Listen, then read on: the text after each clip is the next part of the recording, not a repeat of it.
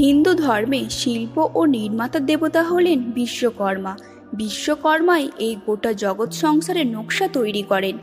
ঈশ্বরের প্রাসাদের নির্মাতাও এই বিশ্বকর্মা। দেবতাদের রথ ও অস্ত্র তৈরি করেছিলেন এই বিশ্বকর্মাই। পৌরাণিক তথ্য অনুযায়ী বিশ্বকর্মা হলেন শিল্পকলার দেবতা। কথিত আছে সকল দেবতাদের প্রাসাদ ও সকল অলঙ্কারের নির্মাতা। যেমন চাঁদ সওদাগরের ছেলে লক্ষিন্দরের জন্য বাসরঘর বানিয়েছিলেন এই বিশ্বকর্মাই, তা তো আপনারা অনেকেই জানেন। বিবরণ অনুযায়ী তার 4 বাহু, মাথায় রাজমুকুট, হাতে জলের কলস এবং অপর হাতে একটি অস্ত্র, ছেনি এবং হাতুড়ি। বিশ্বকর্মা পুজোয় ঘুরিতে ঘুরিতে ছেয়ে যায় আকাশ।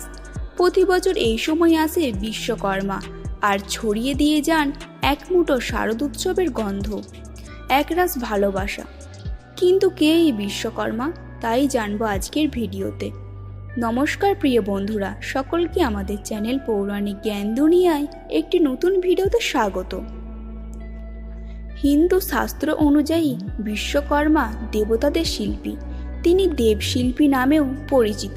বৃহস্পতির ভগিনী যুগসিদ্ধা তার মাতা এবং অষ্টম বসুপ্রভাস তার পিতা। বিশ্বকর্মার বাহন হাতি। বিশ্বকর্মা বৈদিক দেবতা। ঋগ্বেদে 10ম অধ্যায়ে 81 এবং 82 সূত্রদ্বয়ে বিশ্বকর্মার কথা উল্লেখ আছে।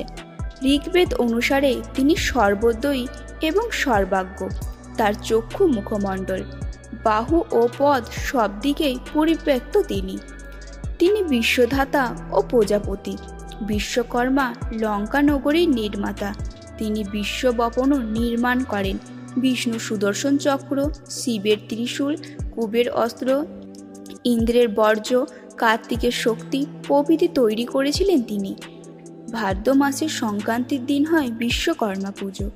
ছুতোর মিস্ত্রিদের মতন এই পুজোর প্রচলন সর্বাধিক।